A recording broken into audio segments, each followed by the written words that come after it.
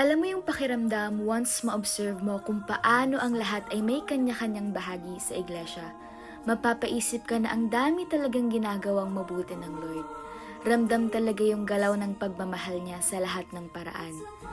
It's not really about the place, but it is still a home I want to care for dahil dito ako pinapalago ng Panginoon. Kaya, paano pa nga ba ako makakatulong sa burden para sa tahanang to? Meron tayong kapatirang bayanihan. It's our pledges every first Sunday of the month saved for our worship center's financial burdens. Para kay Lord at sa gawain niya to. After all, our giving should always be because we love the Lord Jesus. Kaya maliit man o malaki ang ating maibigay, kung lahat ay nagtutulungan, ito ay magiging makabuluhan. Join us in giving every first Sunday. Bayanihan tayo para kay Lord at sa kanyang iglesia.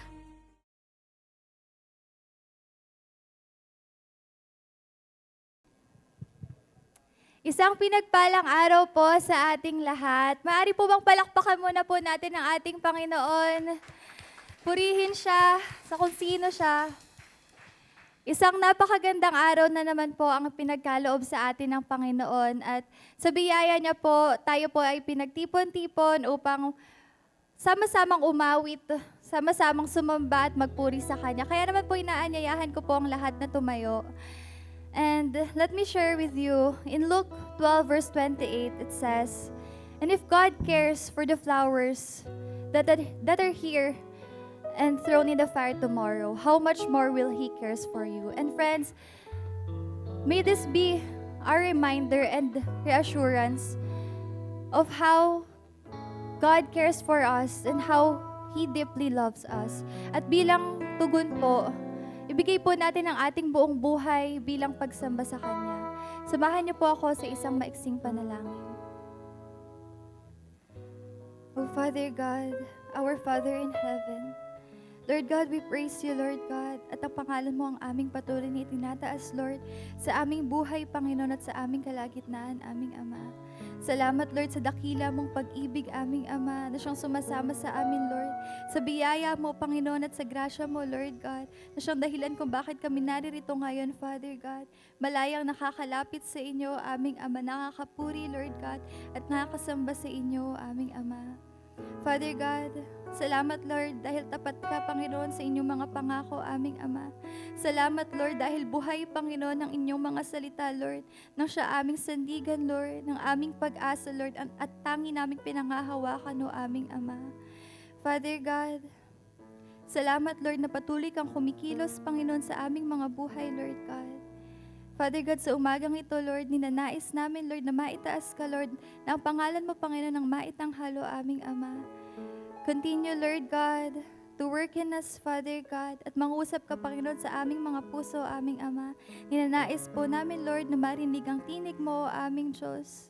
Father God, may you be delighted, Lord, in our worship, Lord God, and may you fill us, Lord, with the joy of your presence, o aming Ama. Salamat po, Panginoon. Ito po ang aming dalangin sa matamis na pangalan ni Jesus. Amen. Amen. We thank you, Lord God. Worship you, Lord God. Come on, church. Sama-sama po nating awitan ng ating Panginoon. Gawin po nating panalangin ng bawat kanta na ating aawitin.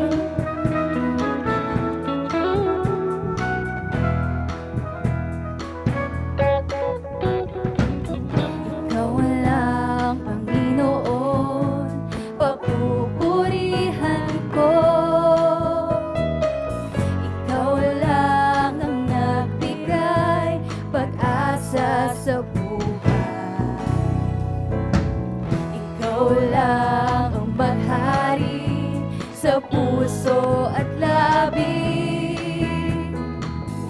upang sa pag-awit ikaw lang ang mabanggit. Sabay-sabay mo nating awitin. Kay sarap ang makapiling ka, O Jesus. Ngalan mo'y itataas, mahal naming Hari. Kailanman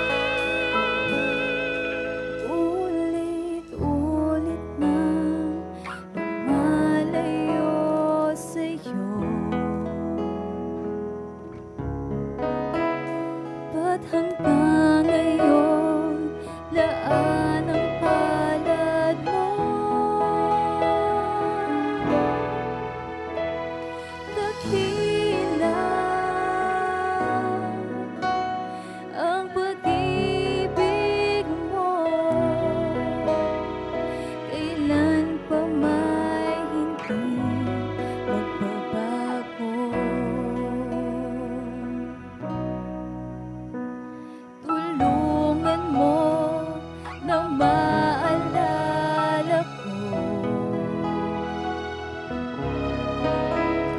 ang pangako mo na di maglalaho. Panginoon, kay buti mo, ang puso ko sa'yo'y nagsusumamo. Walang hanggan ng iyong kadakilaan, namamangha sa iyong mga ginawa. Langit may lumipas, ang mundong may di na makita, mananatili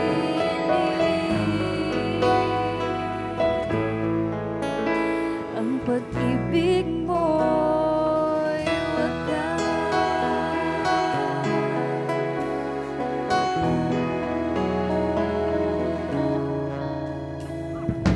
minsan pang lalapit sa iyo,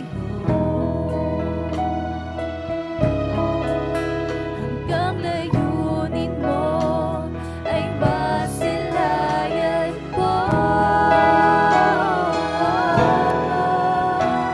Purihin ang ngalan mo, ulit muli sa'yo nagsusumamo. Walang hanggan ng iyong kadakilaan, namamangha sa iyong mga ginawa. Langit may lumipas, ang mundo may di na makita, mananatili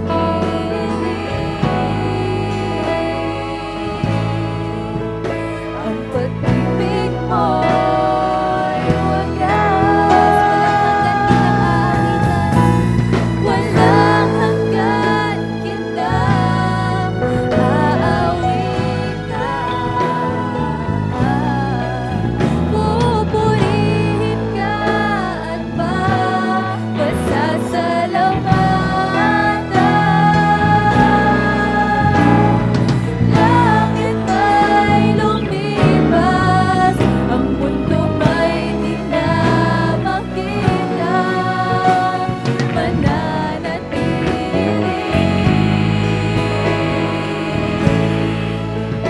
ang pag-ibig mo'y walang hanggan kitang aawitan. Pupurihin ka at papasalamatan.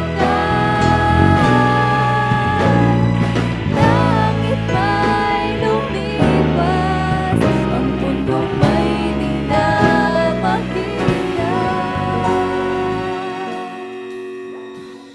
mananatili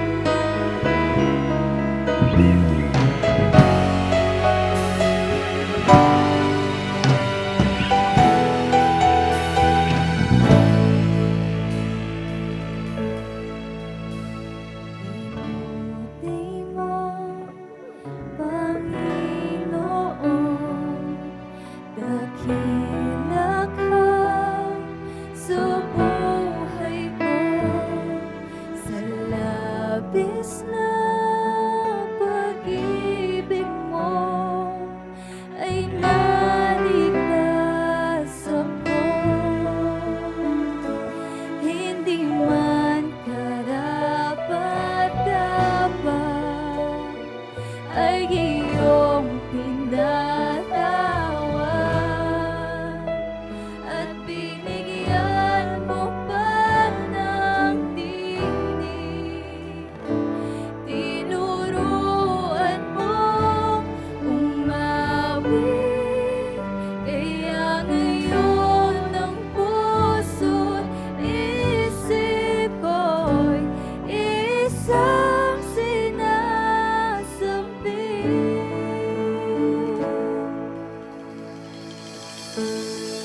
Ang pagpupuri, pasasalamat ay sa'yo lamang nararapat. Ang tunay na awit ng pagsambay sa'yo lamang iaalay. Ang pagpupuri, pasasalamat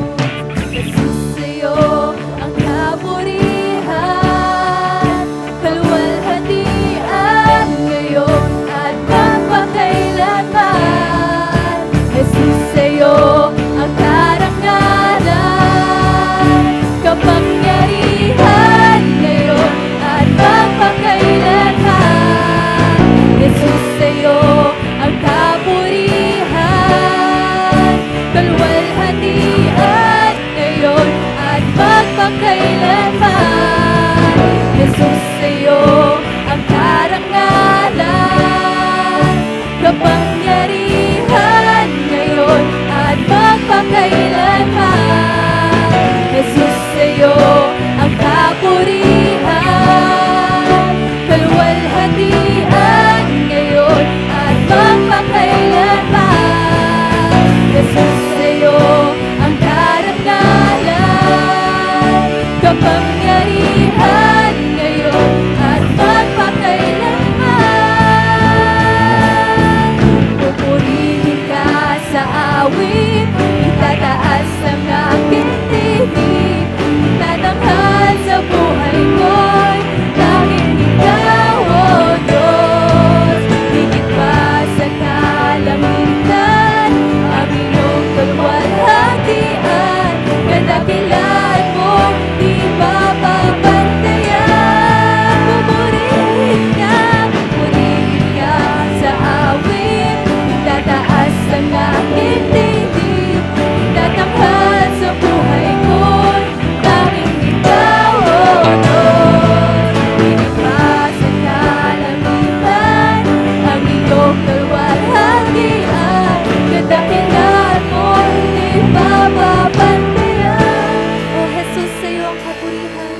Jesus, sa'yo ang kapurihan, kaluwalhatian ngayon at magpakailanman. Atin pong awitin. Jesus, sa'yo ang karangalan, kapangyarihan ngayon at magpakailanman. Jesus, sa'yo ang kapurihan, kaluwalhatian ngayon at magpakailanman. Jesus, sa'yo ang karangalan, kapangyarihan ngayon at magpakailanman. Jesus.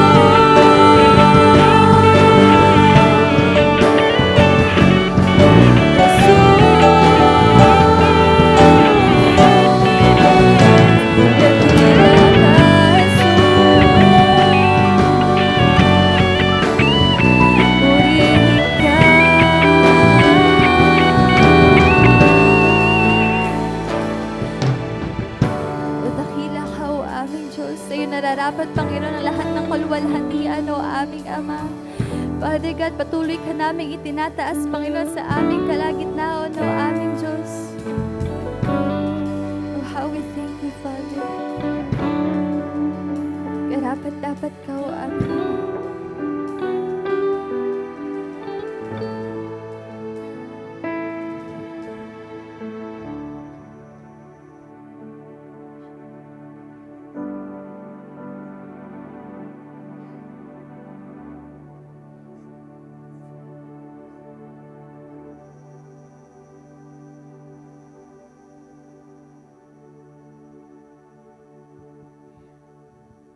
Aming Ama, marami pong salamat, Panginoon, sa pagkakataong ito, aming Diyos. Sa presensya mo, aming Ama, na siyang sumasama sa amin, Lord God.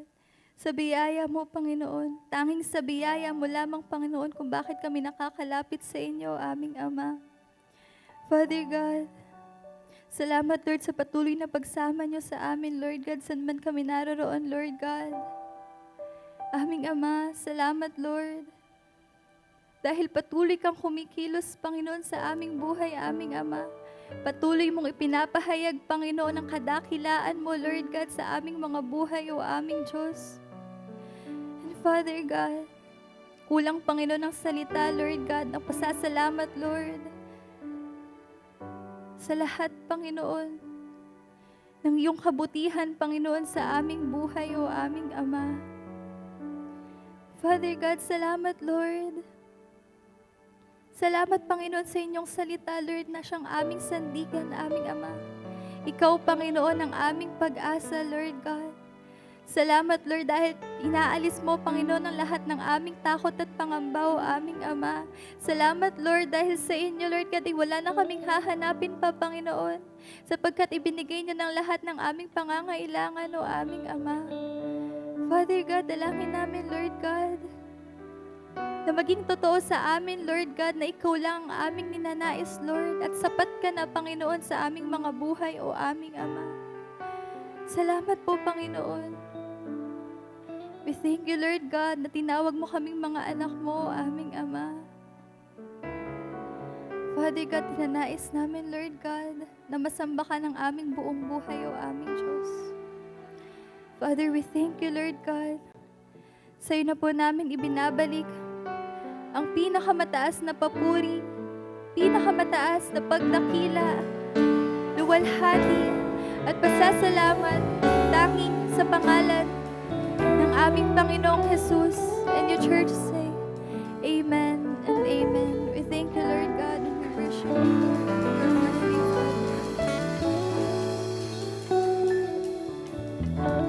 To God be the glory po, at maaari na po tayong umupo.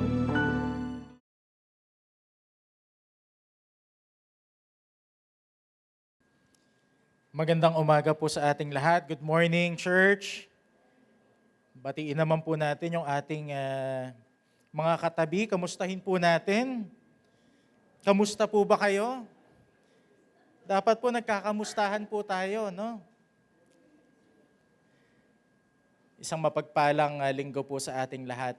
Samahan niyo po ako sa aklat ho ng Mateo in chapter 22.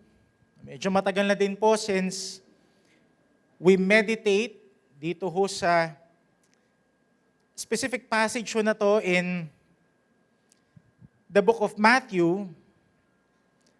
And by God's grace, ay sisimulan po natin ito sa teaching patungkol ho sa konteksto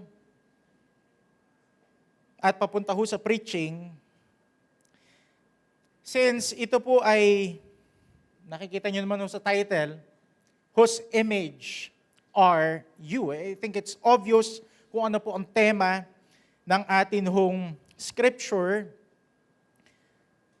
And kailangan let's remind ourselves as well na ang atin hong primary business and focus sa church at sa buhay ho natin is ang salita po ng Diyos. Hindi ho sa politika, hindi po sa emosyon, hindi ho sa haka-haka.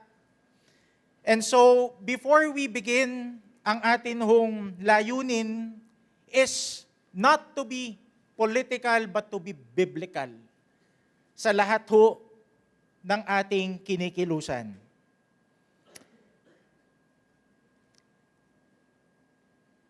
Simulan ho natin sa Mateo in verse 15. Babasahin ko sa Tagalog and then as we move on ay pupunta ho tayo sa mas malapit na translation. Verse 15.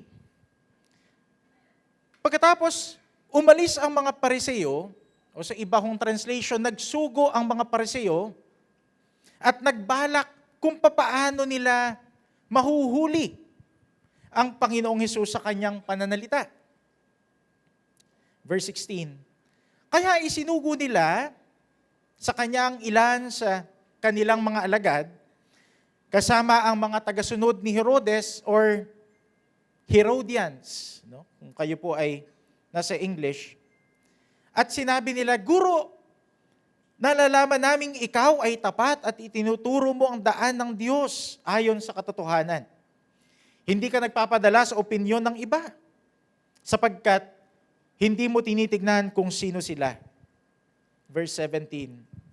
Sabihin mo nga sa amin, ano ang palagay mo? Tama bang magbayad ng buwis kay Caesar o hindi? Next slide. Verse 18. Ngunit alam ni Jesus ang kanilang masamang layunin. Kaya sinabi niya, mga mapagkunwari, mga ipokrito, in other translation, bakit ninyo ako sinusubukang bitagin? Ipakita ninyo sa akin ang bariyang ginagamit sa pagbabayad ng buwis. At dinalhan nila ang Panginoon ng 1 denaryo. Tinanong niya sila, kaninong larawan ito?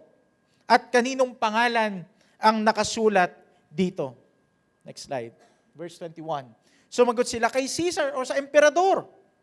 Kaya sinabi niya sa kanila, kung gayon ay ibigay ninyo sa emperador ang para sa kanya at sa Diyos ang para sa Diyos. Nang marinig nila ito, sila huwag namangha. Kaya siya'y iniwan nila at sila'y umalis. This is God's word. Let's pray for a moment.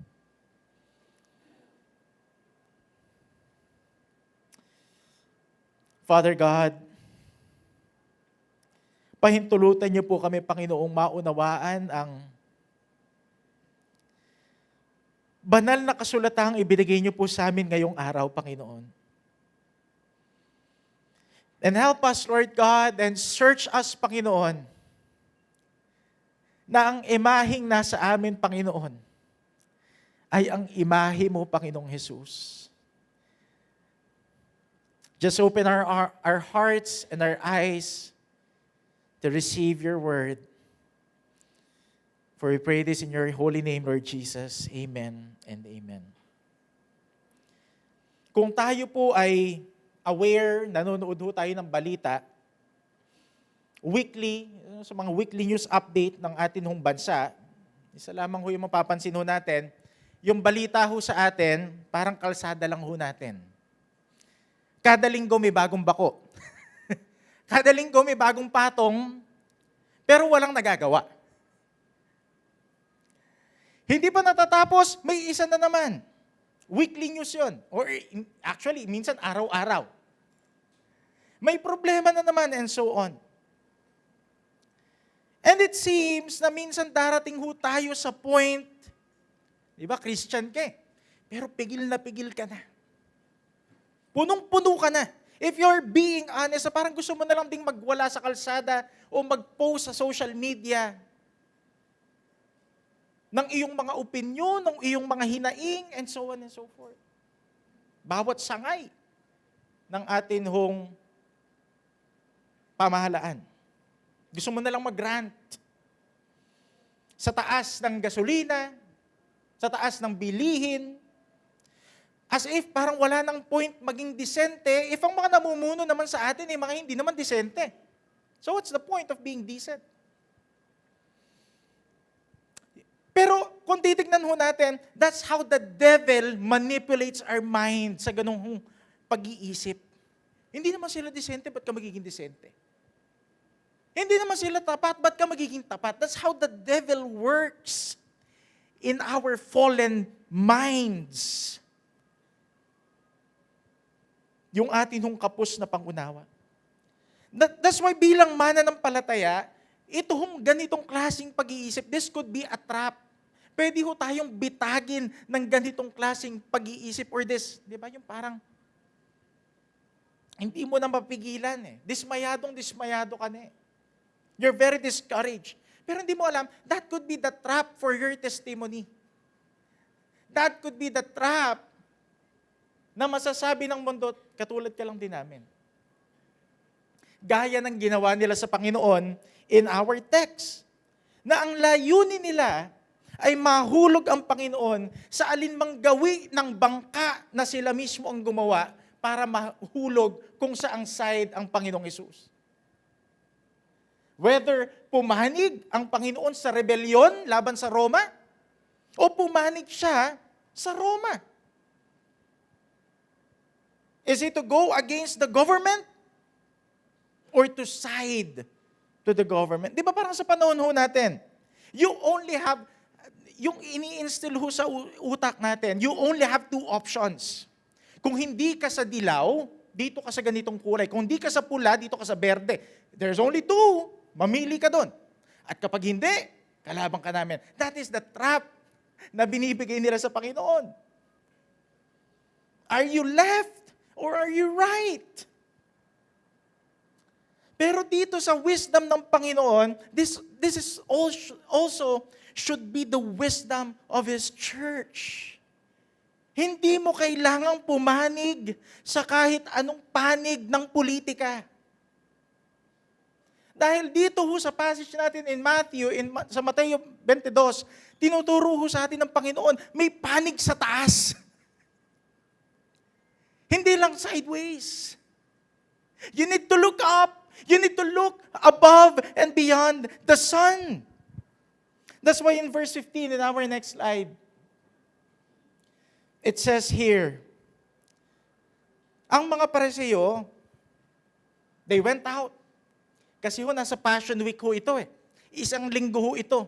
Biyernes, ipapahako ng Panginoon sa krus. Pero siya lang nakakaalam nun. This is probably Tuesday of that week. The Pharisees went out. Full effort na sila. Gustong-gusto na nilang patayin ang Panginoon. They went out and they laid plans to trap Him and His words. It says in verse 15.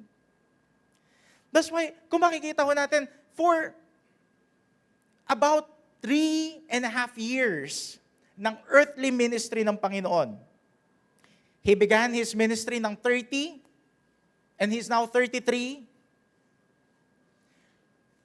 Wala ni isa mang butas ang makita sa Kanya ng Kanya hong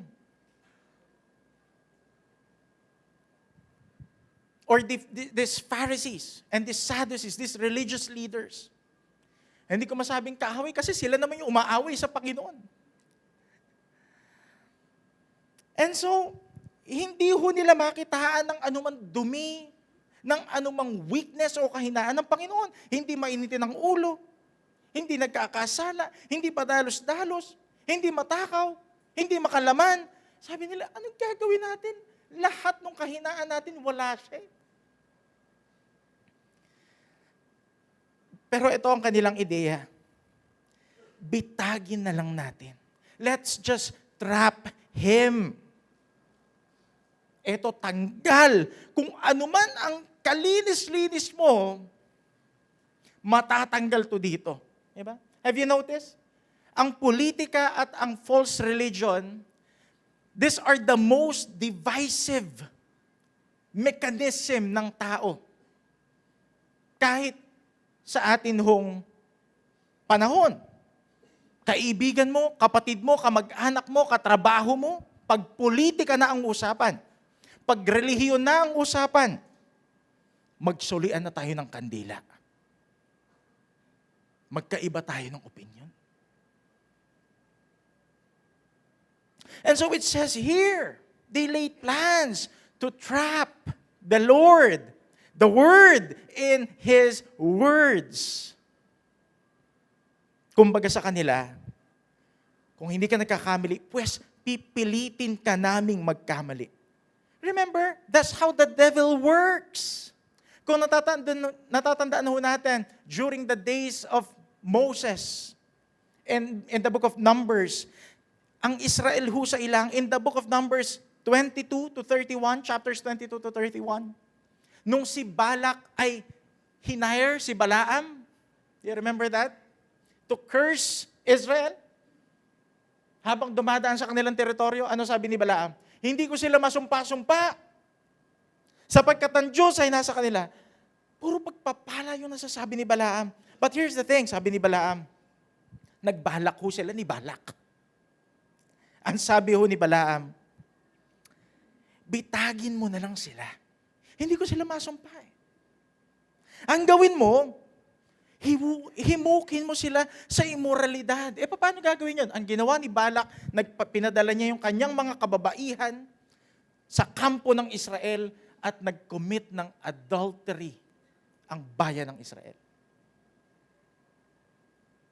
Pinadala niya lahat ng mga Moabites at sila ho'y nag-commit ng adultery at sila ho ay dinisiplina ng Panginoon. And so to make the story short, ang Israel ay nalaglag sa bitag ng dyablo sa pamamagitan ni Balaam at ni Balak.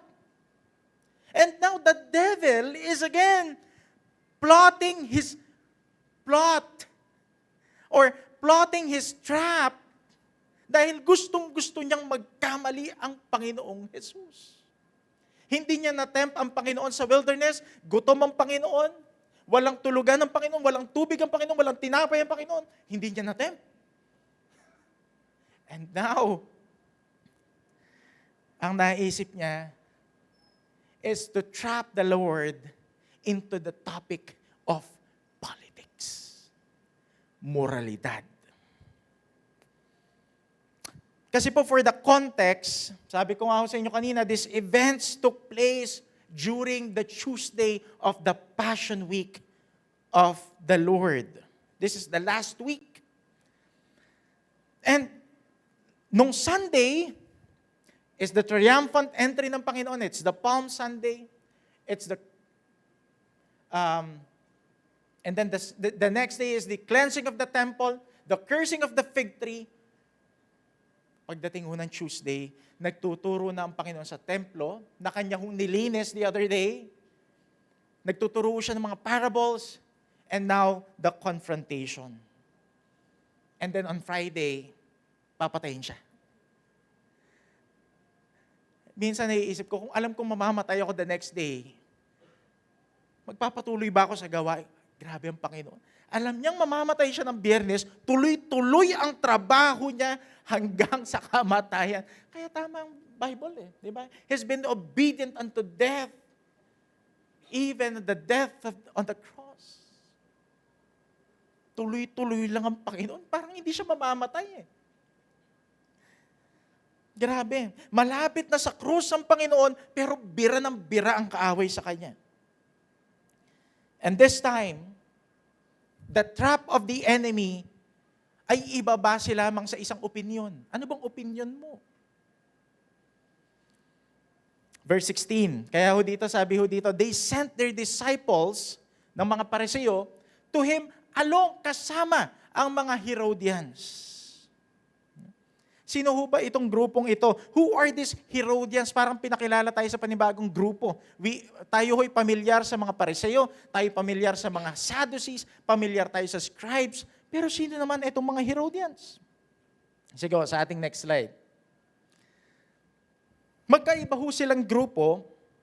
Obviously, by the title itself, no? Herodians meaning sila po ay tagasunod o tagasuporta ni King Herod.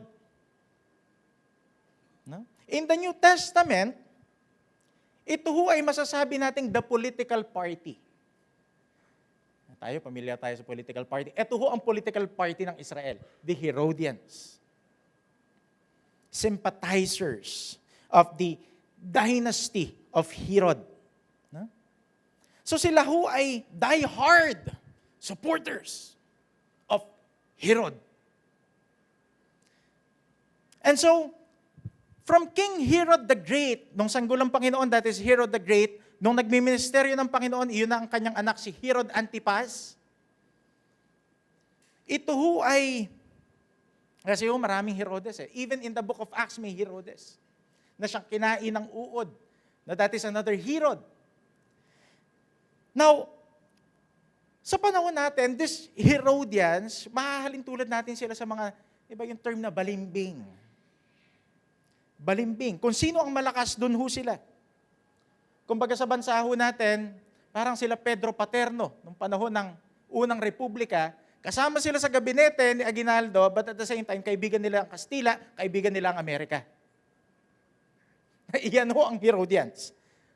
Most of them were Jews, pero kaibigan nila Roma. And so in short, kaibigan ho nila ang mananakop ng Israel. At si Herod bilang puppet ng Roma. Kaya ho siya may kapangyarihan. Pero alam nyo, no, just a bit of info, si King Herod, hindi ho siya Hudyo.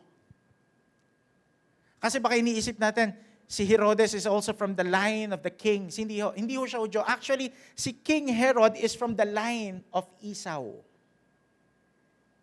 Siya ho ay isang Edomite. Ang kanya hong nanay isang Arabo. Wala ho siyang ni anumang relationship sa Hudyo except he converted to Judaism.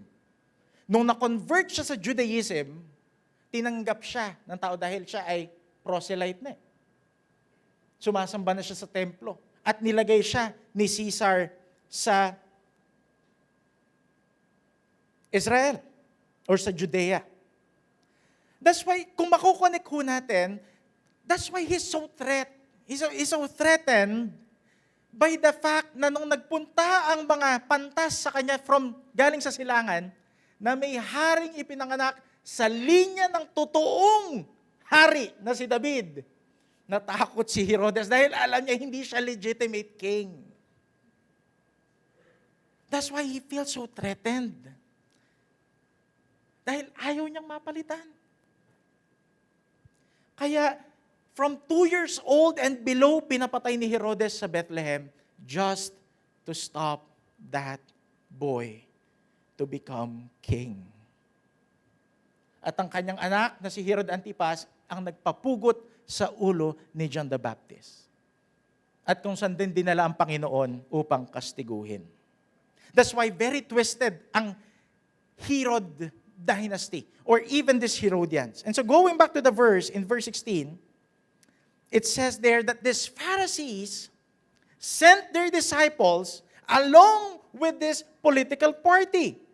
And so, sa pamamagitan ng mga Pariseo, meron tayong left corner. Ito ang mga grupo ng relihiyoso, the religious group.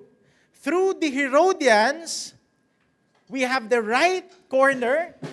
Ito naman ho ang political group. Pansinin niyo, no? Ang nagtatanong sa Panginoon to trap Him are both the religious group and the political group. Pero ito ang nakakatawa ho dito because originally, historically, magkaaway ang Pariseo at ang Herodians. Magkaaway ho sila. Bakit? Kasi ang Herodians maka-Roma, ang Pariseo maka-Israel. They were the religious leaders. Pero, nagkaroon sila ng common ground. Dahil parehas nilang kinamumuhian at kinaiinggitan ng Panginoong Hesus, sila ho ay nagtatag ng uniteam. Di totoo. Nagtatago sila ng uniteam. Hindi ho bago yun. Nasa Bible na ho yun. Talaga hong masasama. Nagkampi-kampihan ho sila. And you see the trap? Ang trap ho nila, ito. If the Lord says only, yes, magbayad kayo ng buwis o tax, what would be the reaction? The Pharisees would win over the people. Makukuha nilang tao. Tingnan nyo, kaibigan ng Roma yung sinusundan nyo, sinusunod nyo, pinapakinggan nyo. But if the Lord says no, do not pay your taxes, ang Herodians naman susugod yung kay Pilate. Merong ano doon? Revolusyonaryo doon. Sabi, wag daw magbayad ng buwis. Sabi, papatayin nyo yun. So parang in either way, kaliwa o kanan ang sabihin ng Panginoon, talo eh. It's either, the choice is, ipiplease mo ang Pharisees or ipiplease mo ang Herodians.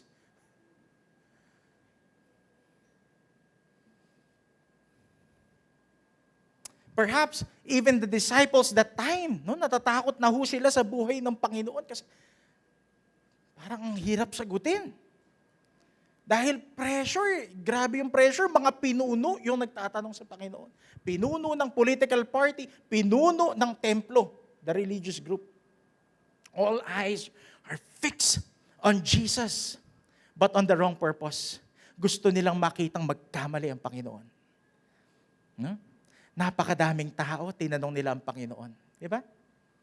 Catching on the spot. Now, pansinin ho natin, ang false religion at politics, etong dalawang institusyon ho na ito, that are very powerful and influential, they are very consistent sa timeline ng Biblia. Bakit? That even sa Great Tribulation, ang gagamitin ng Antichrist is both the politics and false religion. Sa panahon ng Great Tribulation, ang gobyerno at ang reliyon ay mag-iisa upang kalabanin ng Panginoon. But that is not the first time. Dahil sa panahon ng Panginoon, ang gobyerno at ang reliyon ay nag-iisa rin upang pabagsakin ng Panginoong Hesus. Look at the pattern. It is the government and the religion na gagamitin ng dyablo to oppose the Lord. Before, today, and in the future. Pag-iisahin. Magkaaway sila, may separation naman talaga eh. Pero pag-iisahin. Gaya na nangyari ho dito. That's why, in our next slide, it says here, Teacher, Guru, Rabbi, we know that you are a man of integrity and that you teach the way of God in accordance with the truth. You are not swayed by others because you pay no attention kung sino man sila. Napakaganda ho ng panimula. Talagang ang mga Herodians ay mga political party. Ang galing nilang mambola. Verse 17, tell us then, what is your opinion? Is it right to pay the imperial tax to Caesar? Or not? Now, bakit ho nila naisip na topic ang taxation? What is tax? Ang tax po kasi, isa ho itong masalimuot na katotohanan ho sa atin. Because masakit, di ba, pagka na-receive mo yung sahod mo, okay, pero pag dumating na yung payslip mo, nakita mo yung mga kaltas, parang panghulog na ng motor to ah. Hindi ho, no? Yung income tax, and so on, kung ano man yung, ang laki. But, sabi nga natin, masakit man hong aminin, we needed to be taxed. Kasi po, ang tax ay upang mapunan, bukod ho sa mga utang ng atin hong bansa, we needed the tax because ito ho ang kinukuhanan ng pangailangan ng iba't ibang sektor ho ng lipunan. Edukasyon, ospital, militar, mga gusali. Now, we're not saying na napupunta to sa tama, but that is the dapat napuntahan ng tax. It is to make provisions to the projects and innovation ng mga namumuno. At nung panahon ho ng Roma, hindi ho nalalayo. Alam nyo, there are 3 types. Tingnan ho natin dito in the next slide. These are the Roman taxes. Actually, 5 yan eh. Pero ito yung 3 pinaka-consistent. No? Meron tayong tinatawag na tributum soli or the land tax, no, na binibigay ho nila, required to pay the Roman government significant portion ng kanilang mga ani. Ito pangalawa, saan included si Matthew and si Zacchaeus? Sila ho ay sa customs. Customs tax. Doon ho, empleyado, bago ho maging disipulo, bago ho maging mananampalataya, sina Mateo at si Zacchaeus. And then, yung topic na binato ng Herodians at Pharisees sa Panginoon is the poll tax. Ang poll tax, ito ho yung required talaga. No? Na from, pag ikaw ay lalaki, umabot ka sa edad na 14 to 65, kailangan mong magbayad ng poll tax. Kung ikaw ay babae, 12, wala ka pang trabaho, kailangan mo pa rin magbayad ng poll tax. Depende sa estado ng iyong buhay, pero iyan ay required by the government or by the Roman Empire nung panahon ho na yun. Yan ho ang tributum capitis. Sige ho, next po natin. Before I read that, naalala ko lang, that's why, naalala nyo in the nativity story, no, si Joseph at si Mary, nagpunta ho sila sa Bethlehem to be, diba, nagsisensus. Ang census ho na yun ay para sa tax, para sa poll tax. At mapapansin lang natin, it gives us the character of Joseph, na si Joseph, nasa sinapupunan pa lang ng Panginoon, nagpapasakop na siya. Mary, punta tayong Bethlehem. Pero syempre, it's because that is according to the prophecy. Pero may biglang event na kinakailangan talaga nilang pumunta ron. Nagpasakop si Jose, dinala niya si Maria, they're both from the tribe of Judah, at sila ho ay nagpasenso sa Bethlehem, the city of David, upang sila ay mabigyan ng tax. Grabe yung puso nila, ni Joseph. No? Now, verse 18. But Jesus, knowing their evil intent,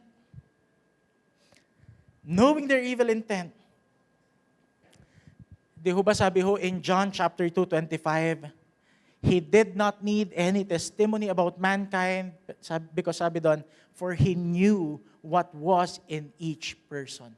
Sabi ni John, alam ng Panginoon ang lahat ng meron sa puso ng tao. Alam ng Panginoon na ang layunin at pagnanasa ng mga taong ito is just to trap Him. Kaya tinawag niyang mga ipokrito, you hypocrites, why are you trying to trap me? Bakit? Asan yung, some part doon yung naging hipokrito sila? By calling the Lord teacher. Teacher, sabi nila. Pero hindi naman sila sumusunod. Di ba sabi ni Lord? Why do you call me Lord, Lord? Pero hindi naman kayo sumusunod sa akin. Sabi ni Lord, tinatawag niyo akong guro, mga ipokrito kayo eh. Hindi naman kayo sumusunod eh. We know that you are a man of integrity. Hindi rin nila alam yun. That is true, pero hindi sila naniniwala doon. That's why ang sabi ng Panginoon, mga ipokrito. You assume that you know me, but you do not. Parang atin tayo ng church, every Sunday, we raise our hand, hallelujah! Pero hindi mo kilala ang Panginoong Jesus. That is hypocrisy. Pambobola. Pinupuri ka namin, pambobola. Hipokrito. That is flattery. That's the way of the politicians. Diba? Subukan niyong umattend ng graduation. Tapos ang guest ay politiko. Tignan niyo yung introduction ho doon sa politiko na yon. Kagalang-galang. And so on and so forth. No? Diba? Okay sa mga simpleng gawi. Flattery. Ay, ang ganda-ganda mo ngayon. Pero hindi siya naniniwala talaga. Ang ganda-ganda mo. Di ba? O kaya minsan sa church, ang title ko, Reverend Bishop Apostle. Kinuha na lahat ng titulo eh. But really, ang flattery ho, ito ho'y kaiba sa encouragement. Kasi minsan we do those things because akala natin nakakapag-encourage. Kaya mo yan, galing-galing mo eh. And that is flattery. Flattery, what's the difference? Flattery is yung insincere praise given for selfish reasons. Sabi nga ho sa Proverbs 29:5, those who flatter their neighbors are spreading nets for their feet. Isipin natin, tuwang-tuwa ka sa pambobola, pero yun pala nilalatagan ka ng lambat sa paa para makuha ka. Verse 19, next slide. Show me the coin used for paying the tax, sabi ng Panginoon. Dahil, pansinin nyo dito, even a denarius, wala ang Panginoong Jesus. Nanghingi pa siya, nanghiram pala siya. Grabe, no? They brought him a denarius and he asked them, whose image is this? At sino ang nakasulat? Sabi nila, it's Caesar's image. Next slide, please. Ito po ang larawan ng isang denarius. At alam nyo kung ano yung nakasulat dito?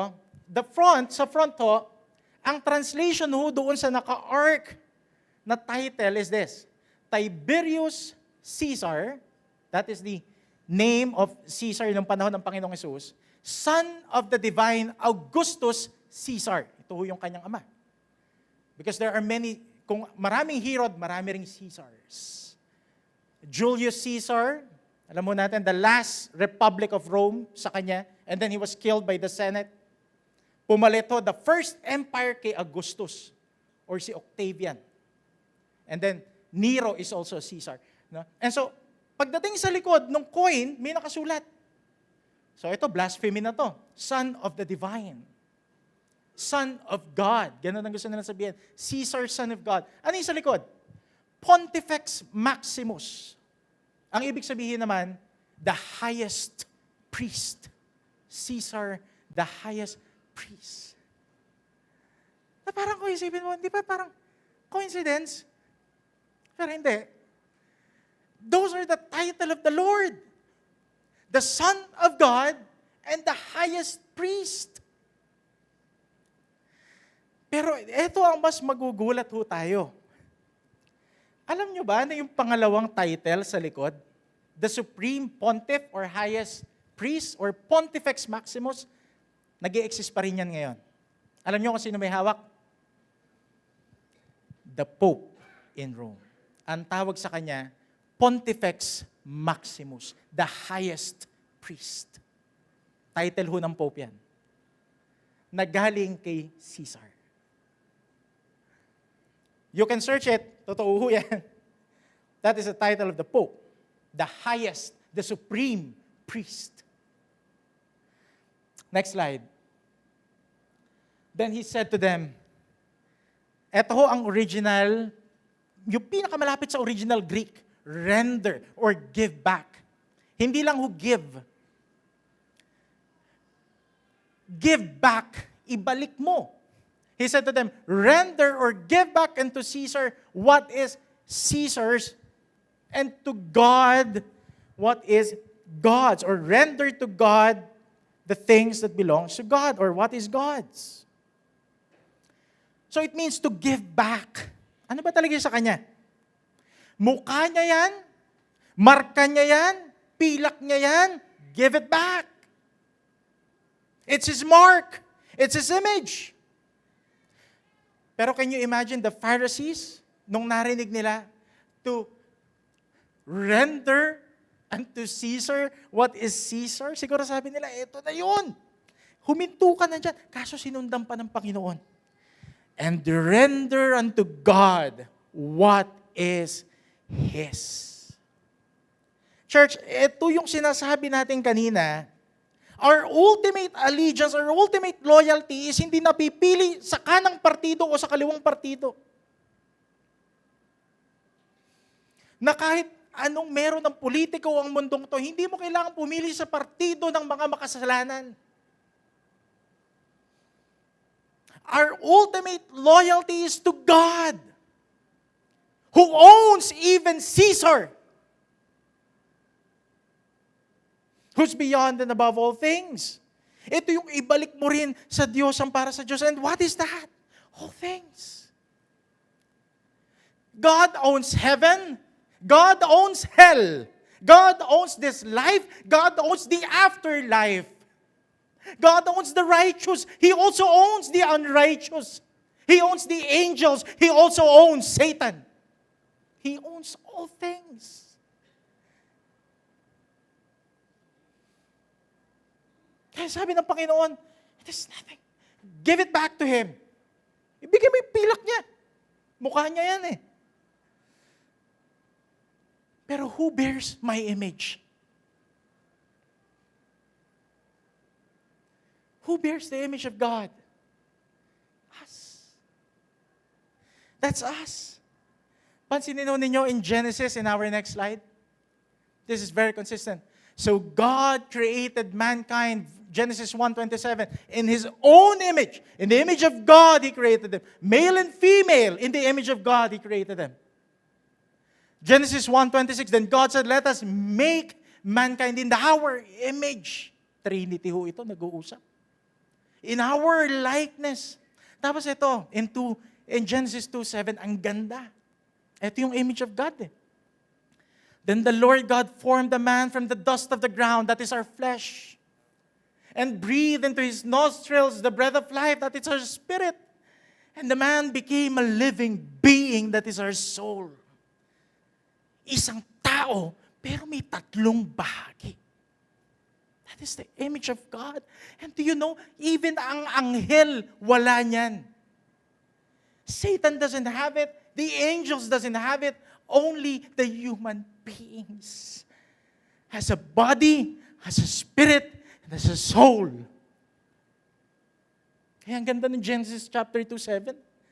From the dust, it is your body, the breath of life, He gave you the spirit, and you are a living being, that is your soul.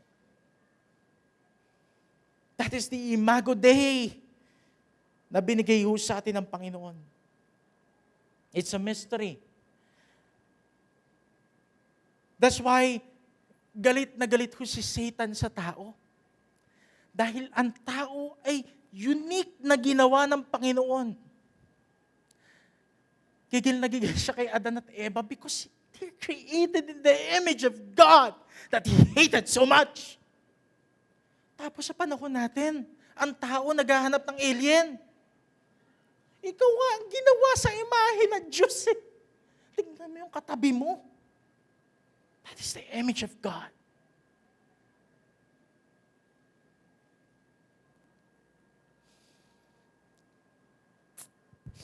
Next slide, verse 22. And when they heard this, they were amazed. At sila'y umalis. Napakagandang way. After being amazed, umalis ka. They never really sought for an answer. Gusto lang nila magkamali ang Panginoon. They marveled, pero hindi sila nagbago. Ulitin ko. Natuwa sila o hindi sila natuwa. Namangha sila. That's the right term. Namangha sila sa Panginoon. Pero hindi sila nagbago. Sa panahon natin, maraming namamangha sa Panginoong Hesus. Pero hindi sila nagbabago.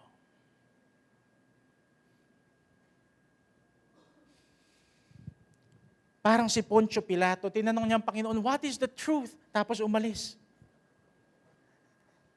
Hindi niya hinintay sumagot ang Panginoon. Nasa harapan na ang katotohanan. Narinig na ang katotohanan. That's why sabi ho ni Pablo sa Roma 1:20, kaya wala na silang maidadahilan pa. You have heard it. You have seen it.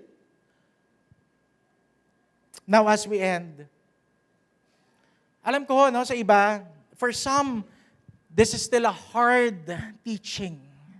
Kasi may napalaki na ho tayo or nakondisyon na ho yung isip natin to be loyal to sa mga gusto ho nating manok sa politika. Namolde na ho tayo na ang isang politiko ay pwedeng hindi magkamali. Nabolde tayo na meron silang laging good intentions. That's why we defend them.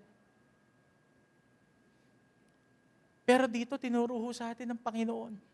You don't need to choose a political party. You belong to God. You belong to God. How can I submit? Siguro sa iba naman sa atin, hindi ka nga loyalista pero ikaw naman napupuot na ng gusto sa gobyerno.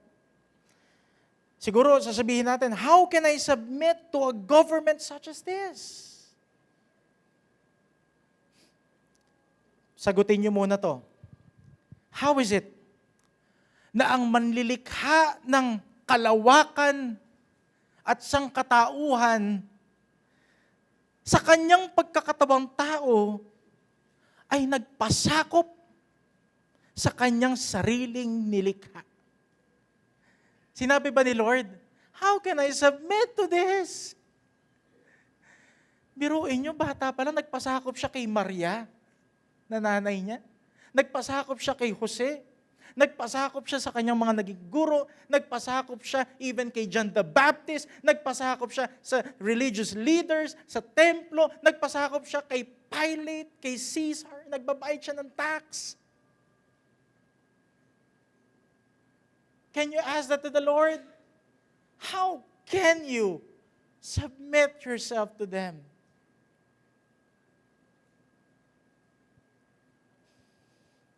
That's how we should live.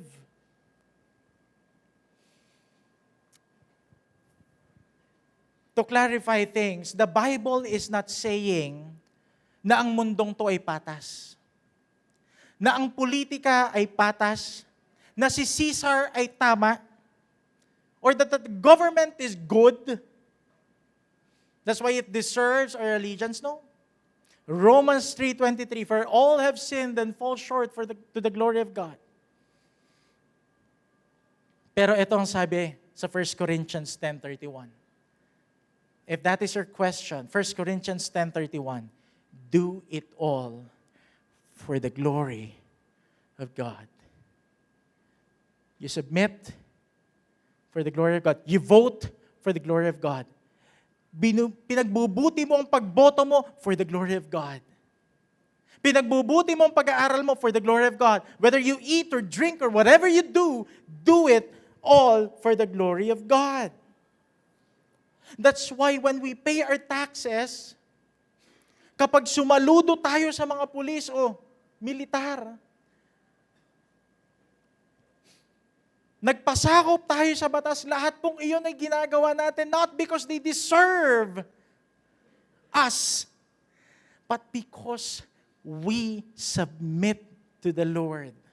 For the glory of God, I will submit to this evil government.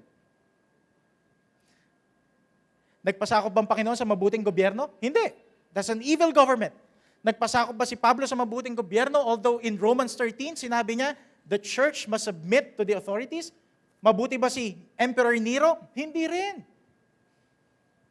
Romans 13 is about the quality ng dapat meron ng gobyerno. Hindi sinasabi ni Pablo na hindi sila pwedeng magkamali. Kasi di ba minsan ang tanong natin doon, they bear a sword for a purpose. Minsan sinasabi ng tao, hindi ba alam ni Pablo na pwede niyang gamitin yung sword na yon para abusuhin yung... Alam ni Pablo yun. Of all the apostles, siya ang pinakanabugbog ng mga sundalo na walang dahilan. Alam ni Pablo yun. Pero he do it all for the glory of God. And I will end with this.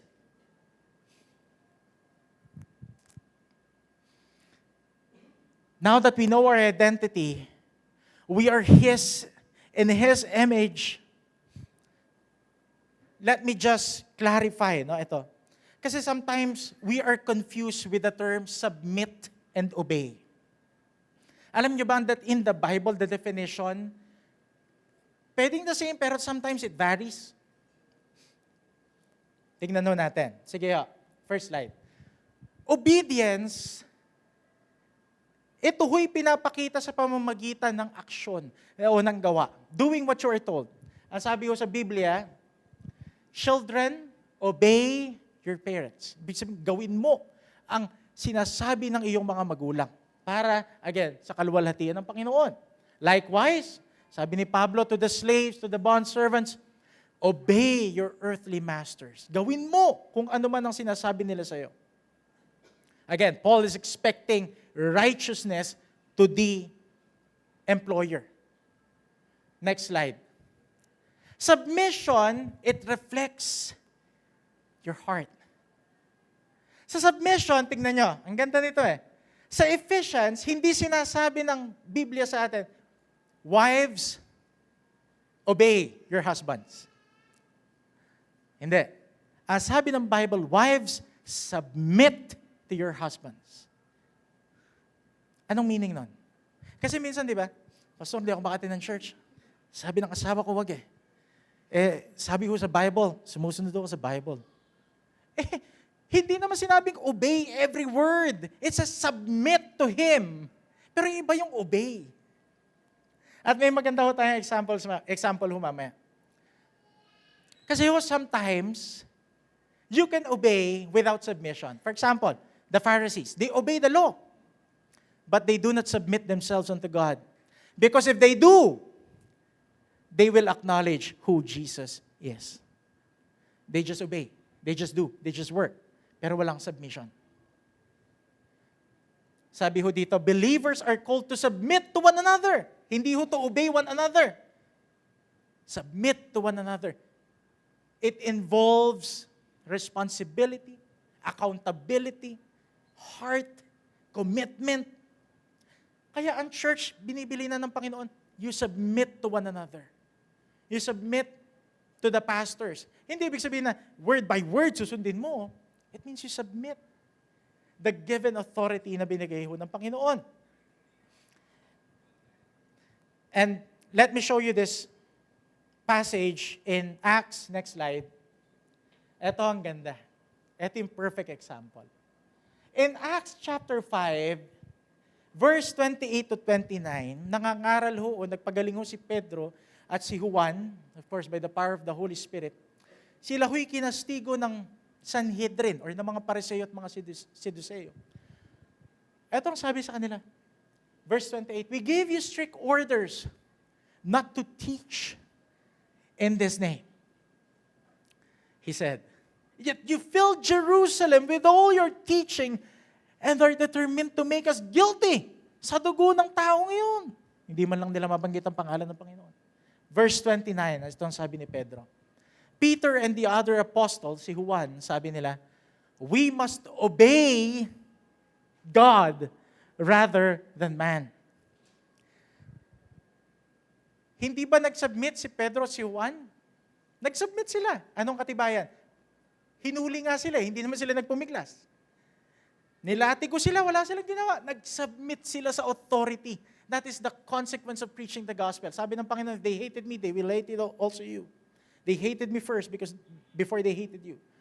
Tinanggap nila, nag-submit sila sa authority na meron ang mga Pariseo. Pero sa obedience, iba na. Huwag nyo nang ipapangaral ang pangalan na yan. Iba na ang sabi ni Pedro. We will submit to you. Parusahan nyo kami, kulong nyo kami. But we must obey. We must act towards our submission unto God. We must obey God rather than human beings. And that also applies to the government. Yes, we submit to the government. But our total obedience ay sa sinasabi ng Panginoon. For example, dumating ang araw that we should, di ba? Kailangan mo nang magkasal ng kahit na anong kasarian. Sinong susundin mo? You submit to the government, but you obey God. Makukulong ka. You submit to the government, but you obey God. Ibig sabihin, hindi mo gagawin yan because you obey God rather than man. Masalimuot ang relationship of the church and the government. Tayo ay naniniwala that there should be sort of separation. Pero tatandaan nyo to. There are no such thing as the separation of the government and God. God cannot be removed from any human relation, activity, or institution. For God is God, and He owns everything. And so sa tuwing tayo may stress sa lahat ng ganap sa ating bansa, remember, temporary citizens tayo. Pero kailangan maging pagpapala pa rin tayo. We also need to speak the truth. Pero our eternal citizenship, nasa langit. Sabi nga ng Panginoon kay Pilato, kung ang aking kaharian ay nandito sa lupang ito, pagtatanggol na ako ng aking mga kawal. Anong ibig sabihin ni Lord? Hindi violente ang church. Ang kaharian ng Diyos hindi pumapatay, kundi willing mamatay para sa Panginoong Jesus. Kaya sabi ng Panginoon, yung kaharian ko hindi gaya ng kaharian niyo. Kasi sabi ni Pilate, are you a king? If my kingdom of this world, my disciples would die for me, and would kill for me, would defend me. Pero kabaliktaran, the disciples died for Him because He first died for us. Let us pray.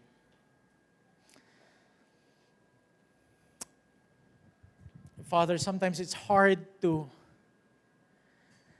understand o maintindihan, Panginoon. Gaya ng iyak ni Habakuk, Panginoon, we don't understand everything, Panginoon, of why the evil prosper and the righteous suffers. Pero, Panginoon, itinuro mo sa amin, Panginoon, that we could live in the two kingdoms under your authority, Lord Jesus Christ. And so, Lord, remind our hearts na walang ibang trono na dapat naririto kundi ang trono ng aming Panginoong Jesus. Walang trono si Caesar, Panginoon, sa aming puso.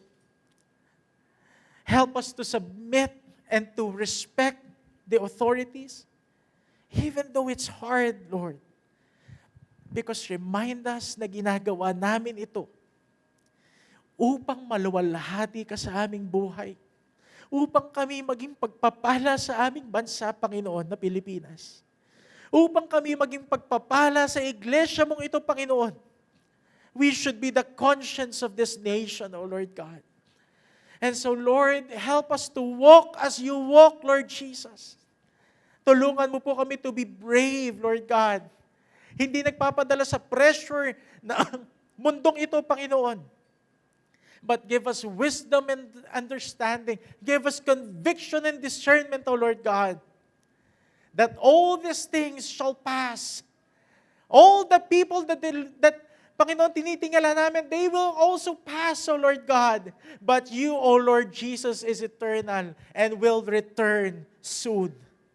Salamat po aming Hari, aming Panginoon, aming Diyos magpakailanman. Basbasan niyo po ang bawat pamilya, ang bawat mag-anak, Panginoon, na naririto, aming Ama. Even our tithes and offerings and our pledges, Panginoon, ay basbasan po ninyo, Panginoon. For we will do this not out of the law, but out of the heart of a giver, O Lord Jesus. Bless us, O Lord, O God. Maluwalhati po kayo sa aming buhay at naway maipamuhay namin ang salitang binitawan mo po sa amin, Panginoon, that we must do all things for the glory of your name, Father. Bless us, O Lord, sa pangalan ng Diyos Ama at ng Diyos Anak at ng Diyos Espiritu Santo, iisang Diyos na naghahari ngayon, bukas at magpakailanman.